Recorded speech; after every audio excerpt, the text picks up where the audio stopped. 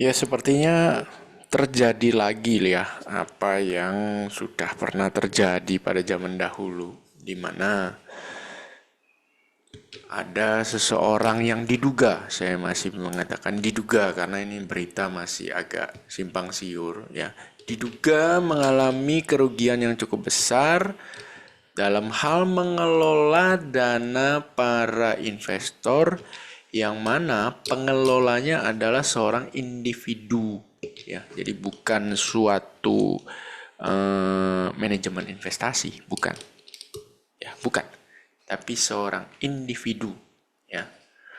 Jadi simpelnya ada seorang trader yang memanage dana dari beberapa orang, kemudian terjadi loss. Apakah salah memanage dana orang? Tentu saja tidak. Tentu saja tidak, ya.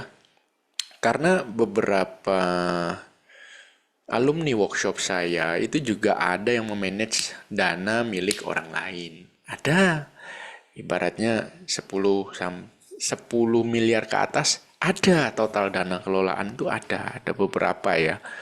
Tapi apakah mereka juga melakukan hal yang sama seperti yang akan saya bahas pada video ini? Tidak. Justru mereka kebalikannya. Para alumni saya ini malah ada yang merasakan pahitnya menjalankan dana milik orang lain, yaitu pada saat profit mau bagi keuntungan malah nggak dikasih keuntungannya. Ya, jadi si pilot ini malah nggak dapat keuntungannya dari hasil kerja keras dia. Ya, saya cuma bilang ya relakan. Artinya orang itu punya harga diri cuma senilai rupiah, segitu aja.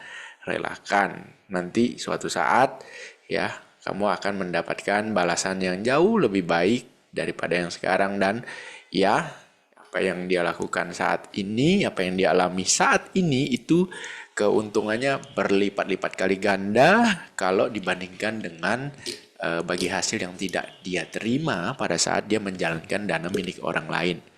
Ya, karena saya selalu menjunjung tinggi yang namanya kepercayaan itu harus dijaga. Jadi kebalikan dari kasus-kasus yang akan saya ceritakan hari ini, di mana kasus-kasus yang terjadi itu kebanyakan adalah pilotnya yang tidak bertanggung jawab.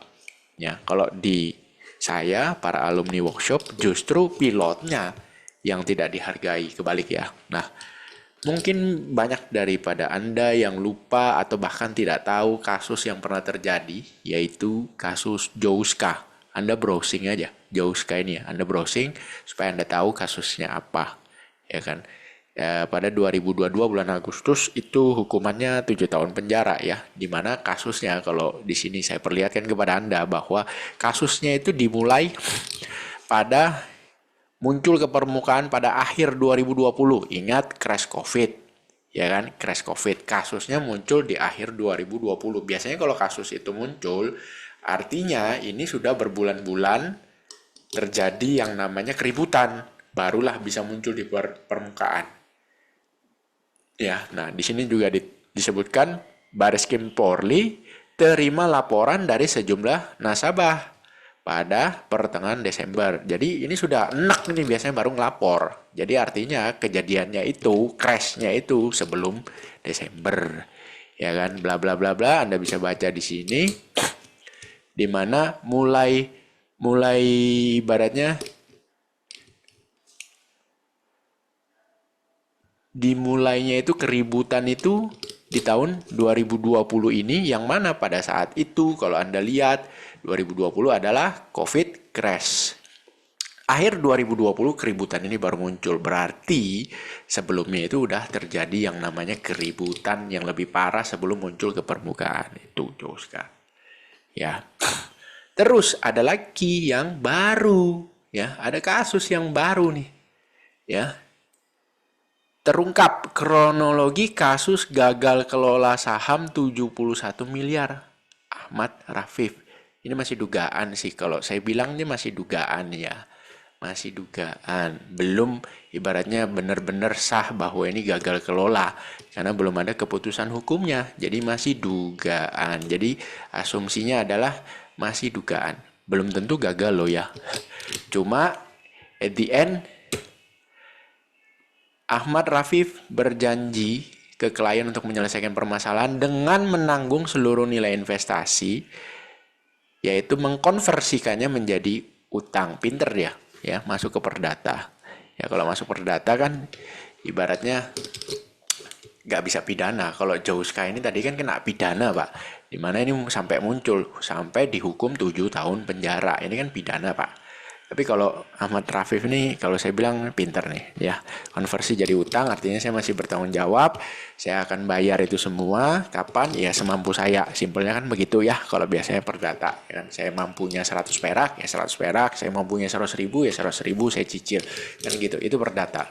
Yang jelas, saya tidak lari, kan gitu ya. Jadi memang ada plus minusnya handle dana orang. Cuma sih saya pribadi saya nggak suka handle dana orang lain. Karena buat apa? Handle dana sendiri aja udah pusing, ya kan? Apalagi handle dana orang lain gitu loh. Itu aja sih simpelnya, ya kan? Tapi dari yang beredar di media bahwa sampai ada bocoran rekapan daripada hasil tradingan si Ahmad Rafif ini, di mana beliau mulai mengumpulkan dana itu dari kapan nih? Ya kan, coba kita lihat ya, ada nggak di beritanya sini? Oh, nggak ada ya. Kapan mulainya dia ngumpulin dana itu? Nggak ada di berita itu. Nah, cuman ini ada rekapan. Di mana rekapan ini kalau Anda lihat ya, dia pakai banyak sekuritas. Tat, tat, tat, tat, tat, tat. Nah, kenapa pakai banyak sekuritas? Nah, simpelnya kan begini ya. Ada sukor 1, sukor 2, sukor 3, ya kan? Ajaib 1, ajaib 2, ya kan? Ada semesta 1, kemudian berarti ada semesta 2 dong. Mana semesta 2-nya? Loh, oh mungkin kepotong kali ya. Ada Mirai 1, ya kan? Nah, terus, sukor banyak ya, sampai 5 ya sukornya. Keren, keren, keren. Ipot juga ada nih ya. Ini adalah nama-nama sekuritas yang dia pakai untuk transaksi. Nah, cuma ibaratnya apakah akun ini atas nama Ahmad Rafif semua? Saya ragu ya. Kalau pakai akunnya sebanyak ini, biasanya akun ini masih dananya masih ada di milik para klien. Ya, jadi duit itu tetap posisinya pada RDN yang dimiliki pada sekuritas masing-masing klien. Jadi misalnya si A ini pilot, si B klien. Si B nitipin fund ke si A. Tapi bukan berarti si B transfer duit ke si A, tidak. Ya, username password dikasihkan kepada si A supaya si A bisa punya akses ke akun sekuritasnya milik si B. Jadi si A bisa buy sell di akunnya si B. Menurut saya sih seperti itu ya, karena ini jadi karena terlalu banyak sekuritas yang ditampilkan pada rekapan ini, ya. Terus apa yang bisa kita pelajari di sini? Ini masih dugaan ya, kita masih menduga, kita nggak tahu ini asli apa enggak, kita nggak tahu. Yang jelas ini masih dugaan. Tapi seandainya ini adalah tradingan yang dikelola oleh si pilot, Anda bisa lihat di sini, bulan Maret itu cuman ada berapa akun? Satu akun, bulan Maret 2022, Pak. Itu loss 854 juta, Pak. 854 juta loss dalam satu bulan, luar biasa. Ya. Terus bulan April bisa profit 79 juta, Mei 141 juta. Habis itu jedok lagi, Pak, bulan Juni 928 juta.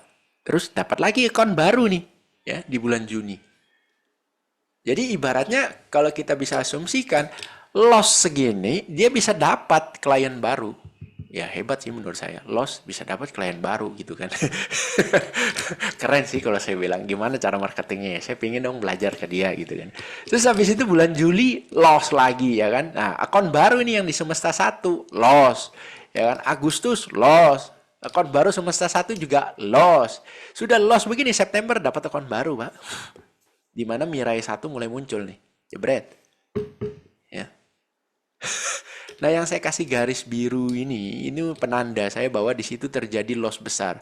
Ini contohnya. Saya kira ini tadi 1.225.326 rupiah. Ternyata ini 1.225 juta, Pak. Ya. 1.225 juta ini.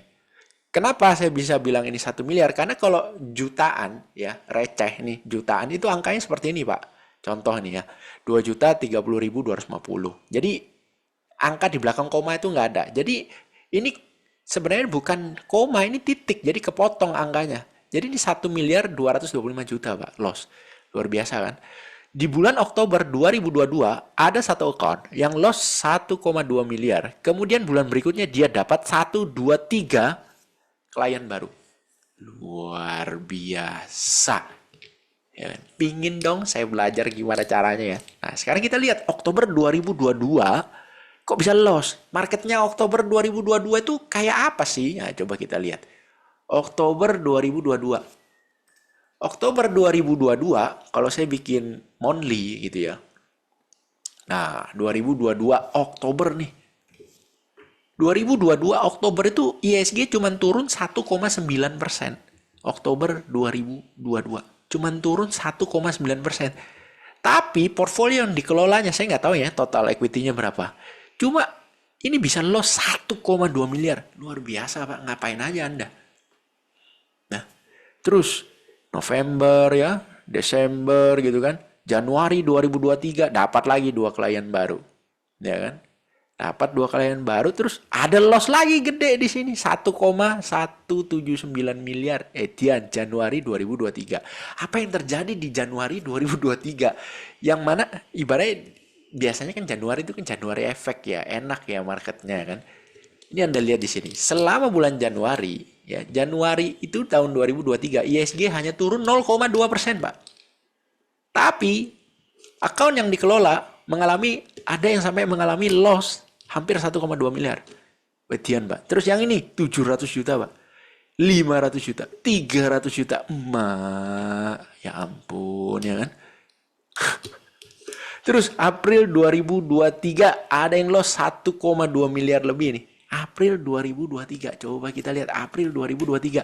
IHSG-nya lo hijau, Pak. 1,6%. Kok account yang Anda kelola bisa sampai lo 1,2 miliar, Pak? Aduh, gimana ini cara tradingnya? Ya kan? Terus terjadi lagi Juli 2023. Ada satu account loss 1,6 miliar. Ya.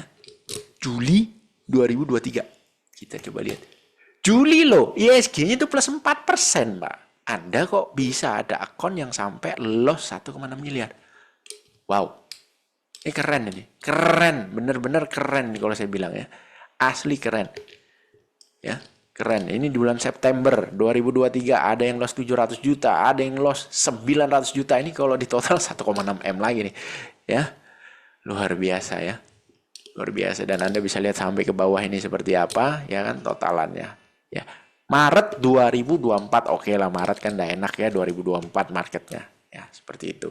Wajar lah kalau kamu ada loss-loss gitu kan. Cuma yang tadi itu yang aneh-aneh itu.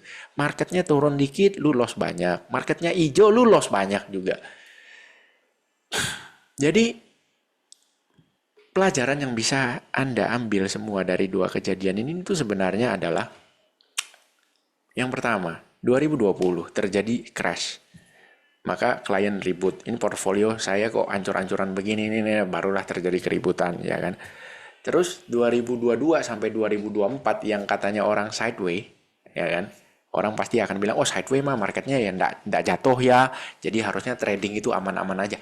Justru Anda lihat di sini berdarah-darah Pak, hancur Pak, rapot merahnya gede-gede Pak, nominalnya kalau minus, kalau hijau dikit, kalau minus gede-gede miliaran, kalau plus paling sebangsa 300 juta, 200 juta paling gede ya kan kalau plus. Ini ada nih 1,8.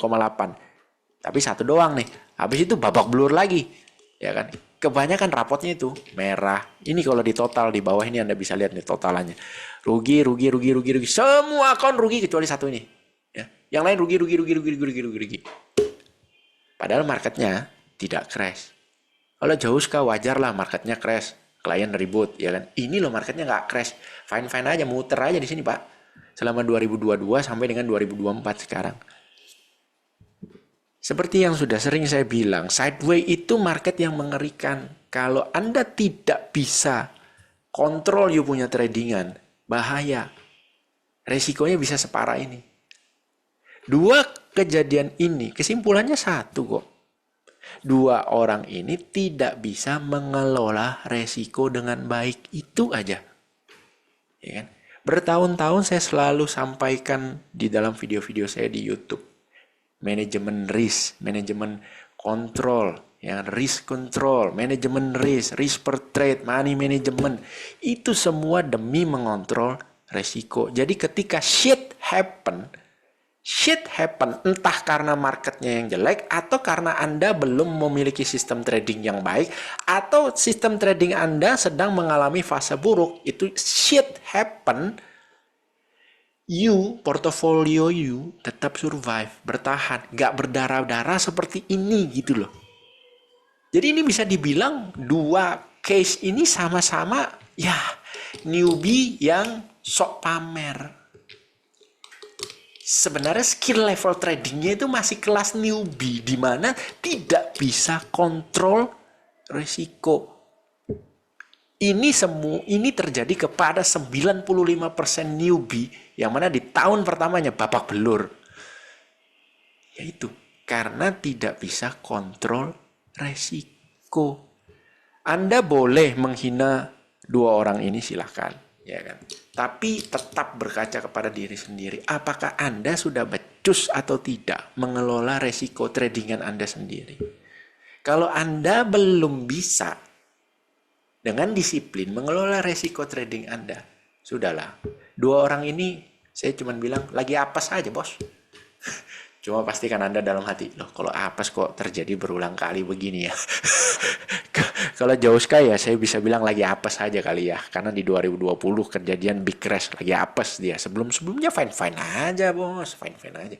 Nah kalau ini, kalau mau dibilang apes ya susah juga ya. Soalnya terjadinya dari 2022 sampai sekarang 2024 bulan Mei, satu tahun setengah hampir. Dan itu kerennya lagi, tiap kali dia mengalami loss besar, dia masih bisa mendapatkan new client. Itu kurang, ibaratnya luar biasa hebat. Luar biasa hebat. Ya, jadi pesan saya, please kontrol you punya resiko trading. Jangan pingin cepat kaya. Ya, trading dengan sangat disiplin terhadap planning Anda, terhadap trading rule Anda, terhadap trading plan Anda, terhadap money management Anda. Jangan pernah Anda langgar itu. Karena begitu Anda langgar, Anda ingat rapot merah ini sedang membayangi Anda. Jadi jangan mentertawakan orang lain, berkacalah kepada diri sendiri juga. Apakah kita sudah? Apakah saya sudah? Tentu saja saya belum. Khususnya di Euro 2024, ya kelas-kelas begitulah ya. Itu saya belum bisa memanage resiko dengan baik. Karena ya saya kembali ke habitat lama itu ceritanya. Tapi kalau untuk tradingan, saya sangat disiplin. Kenapa saya disiplin? Ya, auto order yang eksekusi kok. Habit saya udah terbentuk. Ya, habit saya udah terbentuk. Market close, screening muncul, incaran, trading plan dibikin, buy di sini, stop loss di sini, input ke journal money management, keluar maksimal lot beli, input ke auto order, selesai input ke auto order, input stop loss, udah. Besok pagi ketika market buka, saya lagi sibuk, saya nggak mantau market, ya kan, sibuk dengan urusan saya sehari-hari, ya kan, udah market tutup baru saya cek. Lihat hasilnya seperti apa. Begitu juga dengan market US. Market US malam, ya jam 10, setengah 11 baru open, ya kan. Setengah 11 malam, jam 10 malam, saya udah ngantuk, saya udah tidur. Dimana auto order, semua PR saya sudah saya kerjakan di pagi hari. Dimana trading plan, maksimal lot beli, input auto order sudah saya lakukan di pagi hari untuk market US yang mana bukanya baru malam. Kan seperti itu. Jadi market buka sebisa mungkin saya tidak melihat market, sebisa mungkin. Dan habit itu udah terbentuk, ya kan, sudah terbentuk. Jadi ya bisa dibilang, apakah saya disiplin? Enggak. Saya nggak disiplin. Saya memposisikan diri sebagai seorang kacung. Kacung itu tidak berinisiatif. Kacung itu hanyalah kayak robot, disuruh apa itu yang dijalankan. Ya kan? Disuruh input auto order, input berdasarkan maksimal lot beli berapa, di harga berapa, udah tinggal input auto order. Ya kan? Boring. Trading itu harusnya begitu, boring. Kalau Anda masih mencari excitement, ya keasikan dalam dunia trading, bahaya. Anda sedang mencari yang namanya hormon adrenalin itu, ya kan? Anda sedang mencari kesenangannya saja. tidak memperdulikan faktor resiko. Itu mirip seperti penjudi pemula yang baru pertama kalinya berjudi masuk ke dalam kasino. Ya, terbuai oleh hingar-bingar yang ada di dalam kasino. Terbuai dengan perasaan senang ketika menang. Ya kan? Bahaya. Ya, jadi dua orang ini saya bisa bilang kesimpulannya simpel. Mengabaikan risk control. Jangan sampai Anda seperti itu. Sampai jumpa di video berikutnya. Salam trading sadis, trading sangat disiplin.